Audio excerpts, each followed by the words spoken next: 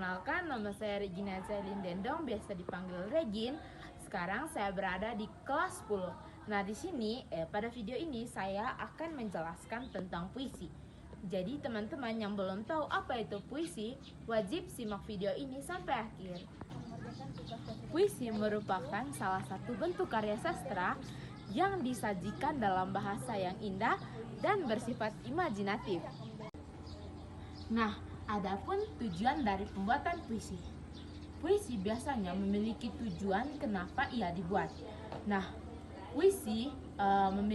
tujuan puisi dibuat yaitu untuk menyampaikan sesuatu secara tersirat, seperti pesan atau atau hal-hal yang berkaitan dengan unsur religius, sosial. Itu makanya ketika seseorang membaca puisi, tentunya dengan gerakan dan memiliki penghayatan.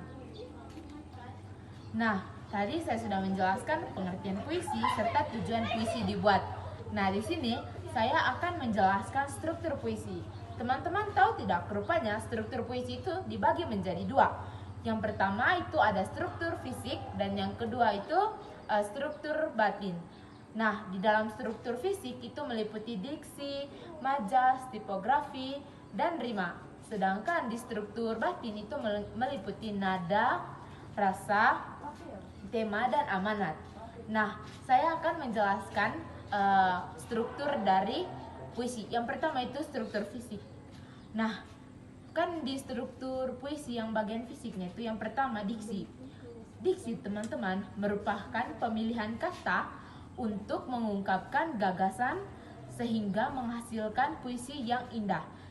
Jadi teman-teman, misalkan teman-teman ingin membuat puisi, tentunya teman-teman harus memilih kata yang sesuai untuk membuat puisi.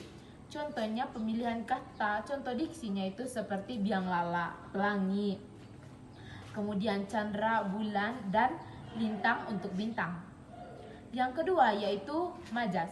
Majas merupakan gaya bahasa, semacam gini, ingin menyampaikan sesuatu tetapi tidak secara langsung. Biasanya majas itu ingin menyampaikan makna konotasi tadi teman-teman, yaitu ingin menyampaikan bukan makna sebenarnya. Jadi saat seseorang membuat puisi itu teman-teman, dia ingin mengungkapkan sesuatu tetapi secara tidak langsung, tetapi melalui puisi. Nah, contoh salah satu majas yang biasanya ada dalam puisi itu majas personifikasi. Yang dimana majas ini merupakan majas yang menggambarkan suatu objek yang tak hidup menjadi hidup. Contohnya, contoh majasnya matahari tersenyum saat aku jalan di taman. Nah, matahari itu kan bernama Tito, tapi karena di bawah ke dalam majas personifikasi yang saya bilang tadi, matahari tersenyum, otomatis itu merupakan pemilihan kata. Contoh majas personifikasi yang dimana matahari matahari bukan benda hidup, tapi saat saya bawa ke dalam majas personifikasi, saya menganggapkan bahwa matahari tersenyum seolah-olah dia hidup. Yang ketiga teman-teman itu ada namanya tipografi. Nah, tipografi merupakan puisi yang memiliki bentuk beragam dan memiliki makna tersendiri. Dimana kalau teman-teman membaca suatu puisi yang misalkan puisinya zigzag atau bagaimana saja bentuknya, nah itu teman-teman, bentuk-bentuk begitu itu biasanya itu memiliki maknanya. Jadi bukan berarti jadi itu puisi dibuat bukan karena mereka buat asal-asalan, tetapi bentuk puisi juga itu memiliki makna. Terakhir itu ada imagery atau imajinasi lah. Nah, ini teman-teman merupakan deskripsi visual dengan menggunakan panca indera saat menulis puisi.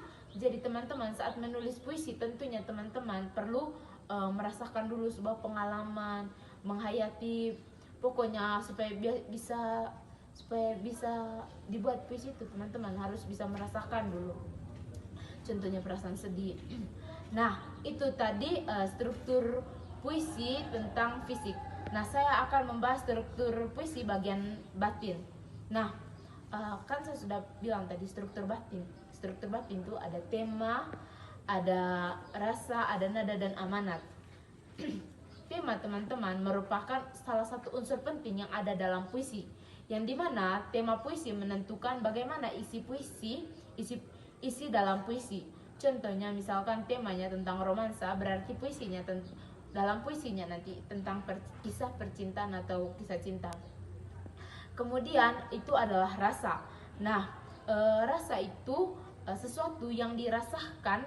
Misalnya saat kita merasa sedih, berarti puisi yang kita tulis nanti itu pokoknya tentang kesedihan yang sedang kita alami atau sesuatu hal yang menyakitkan. Ataupun kalau misalkan teman-teman sekalian lagi merasa bahagia atau lagi dilanda asmara, berarti puisinya tentang cinta.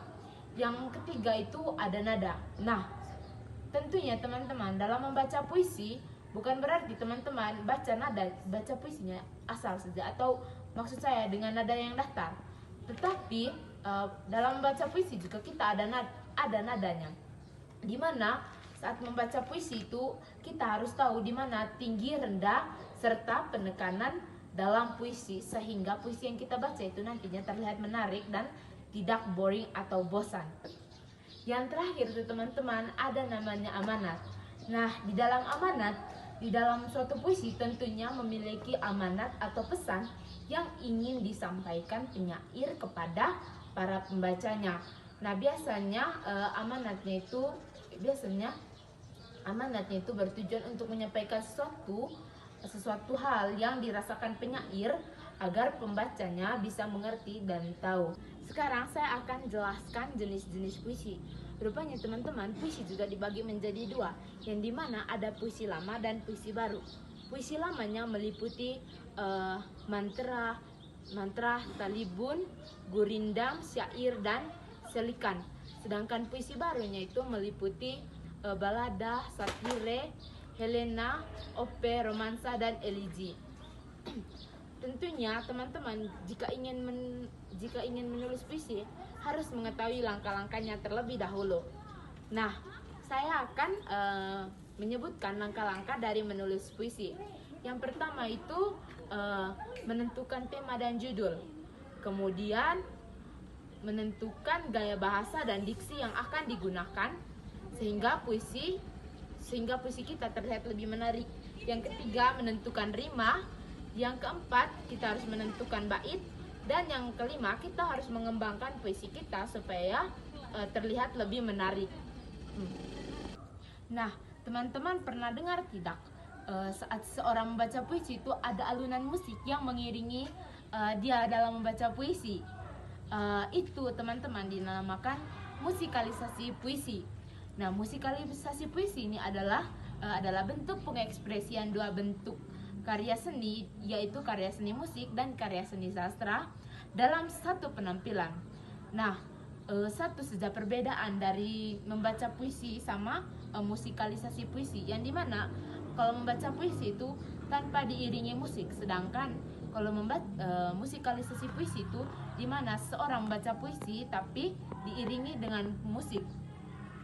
Tapi mereka ini dua puisi juga merupakan masih memiliki kesamaan, yaitu salah satu bentuk dalam mengekspresikan diri melalui puisi.